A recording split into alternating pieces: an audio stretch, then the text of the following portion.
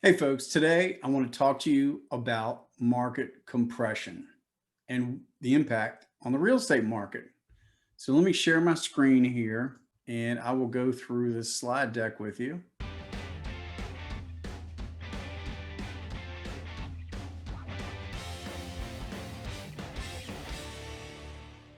And this is Cliff Parker with eXp Realty. So on this market compression, where I want to start with this is if we're looking at a house and we want to get a bigger house, let's say it's twice as big. You would think that if you're going to buy a bigger house, it's going to cost another dollar. It's going to be $2 versus a dollar if it's twice as big, right? I mean, that's your assumption because you're going to have twice as many windows, twice as many shingles, twice as much materials, twice as much labor in building the house. In a given subdivision, you might have relatively similar lot sizes. You got to factor the lot size in and the efficiency with which the builders can build a house. But all things being equal, if it's twice as big, you would think that it would be twice as much. But that's not the case, right? So again, if it's $150 a square foot, if that's your average price in the market, you would think it's $150 a square foot. So I went in and I took King's Charter subdivision in Hanover County, and I looked at this data in the first half of 2020. And so, if we look at the data and we say, as the house goes from, in this case, 2,000 square feet to over 4,000 square feet, we're looking at, on an average price per square foot basis, the price goes up, right? That's the theory, okay? The bigger the house, the higher the price. But what's happening is that we see this is the actual data, and then this is the theoretical line. So for the homes on the smaller range, in this case, 1,900 to 2,400 square feet, the price per square foot is above the linears, right? So you're got a higher price. We're talking, $300,000 range in this neighborhood. But as the homes get big out here at 4,400 square feet, they're falling below that theoretical. In this case, this average line is $134 a square foot. So these homes out here are discounted from the market. So what is happening? What's going on here? Well, if you're in a smaller home and your kids are getting bigger or whatever the case may be, and you want to move to a larger home for your in-laws or whatever the case may be, that's part of the supply, right? So you're going to sell your smaller home and buy a bigger home, right? But what's also happening is some of the people that are in the bigger homes, they want to sell the bigger home, cash out, put the money in their investments, travel the country, do whatever they want to do, or they just don't want to vacuum as much, or their kids have left the house and they want to move into a smaller house because it's less to upkeep. Plus, we've got new entrants into the market. So what's happening here is we've got 2 times the demand right now or more, right? And maybe this demand is only 1-to-1 or even less than 1-to-1. All right. So, I mean, that's really the question, is what's happening. And then the next question I was just asking myself, because I figured this would be something that you could, put in the comments. I think we're seeing this all across the country. I know in different markets in Virginia, as I talk to other real estate agents, they're seeing this as well. But the question I started asking myself when I was prepping this data was, how much has really changed so far this year? So as of today, which is January 2nd of 2021, let's look at where the data is. And this slope of this line here is slope is 85. So it's pretty steep, right?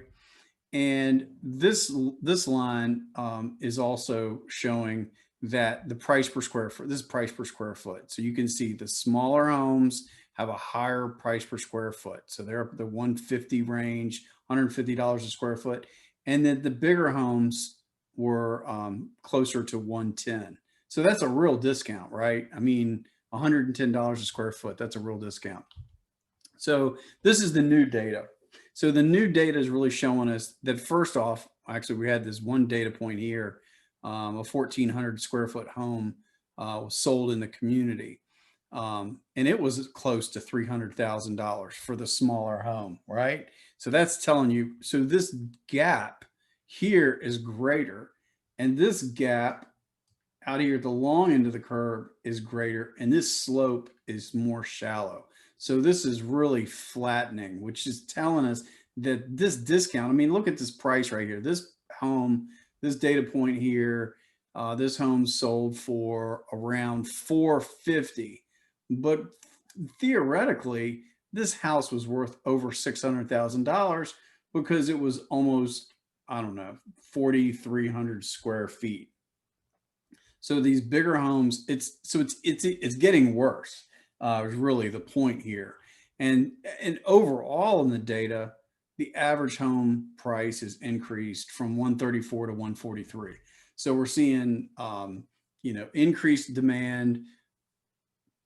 In principle, that's for a lot of different factors. There's a limit on the amount of builder capacity on building new homes in the area. People are moving to the area. And of course, with really record low interest rates, you've got more first time home buyers, right? So more demand across the board. And then if we look at, this is same data again, and this is looking at it with a price per square foot. That one home, that one first data point we looked at, that home sold for over $200 a square foot, which is huge, right? And the average is really in this 150 region. And so this bigger home, the biggest, that one data point we were looking at, it's down in the 105 region. So we've really got a premium. The smaller home was selling for over $200 a square foot, and the big home was selling for almost $100 a square foot. So we're talking a huge discount. So again, why is that? Well, clearly we're seeing more buyers in the $250,000 price range. I mean, it's just gotten to be ridiculous. There's a lack of homes that are less than $200,000. I mean, they're really hard to find. So we've got more demand, we've got less supply, and historic low interest rates. And so with the historic low interest rates, we're really seeing an increase in qualified buyers. Now, this is exactly the opposite of what happened during the 2006 crisis. Because during the 2006 and 7 home crisis, what was happening was they were letting anybody buy a home, whether they had credit, whether they had a job, whether they could pay for the home or not.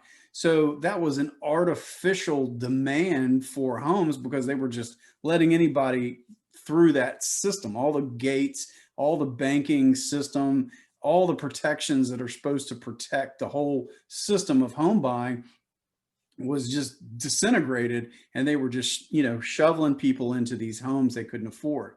That is not the case right now.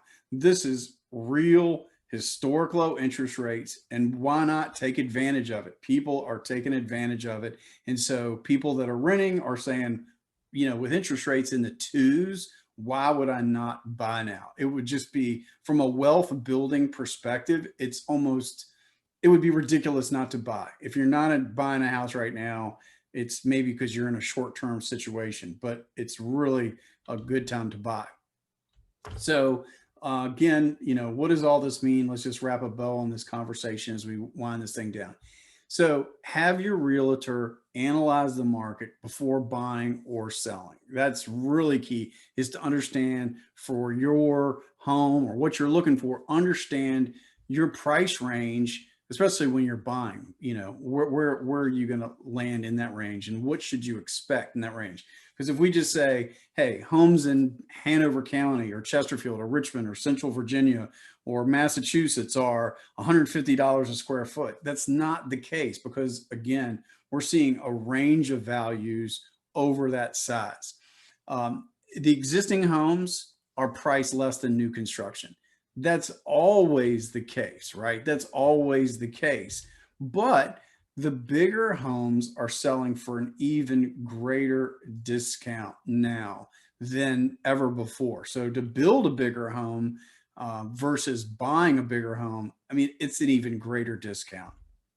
So if you're looking to sell, a smaller home or smaller in the market size for your particular market and move into a larger home, there's never been a better time. Never been a better time. And with the low interest rates, you could end up paying probably what you're already or were paying if you haven't refinanced. And if you are in a larger home and, as a real estate agent, you think of real estate agents, it's always a great time to sell, right? That's what all real estate agents say. It's always a great time to buy or sell. Let's be realistic here. If you're in a larger home, maybe now is not the time to sell. Maybe now is a time to invest in your house, to add value, add some amenities, add a pool, add a hot tub, add some outdoor landscaping, do some of those upgrades to your property that when you do go to sell that home, you're going to really create that extra demand and bring people in for that quicker sale. So with COVID, with everyone working from their home, people want to enjoy their home, and more people want to be there and enjoy it. So that's the big issue that's going on. So I hope you enjoyed this video. I hope this explains. I really, just coined the term market compression because we're really talking about squeezing that low end of the market and then expanding out on the high end. So the lower end of the market is compressed. That's market compression. And I hope you have a great time. If we can help you, please reach out to me. Hope you have a great day. Talk to you later.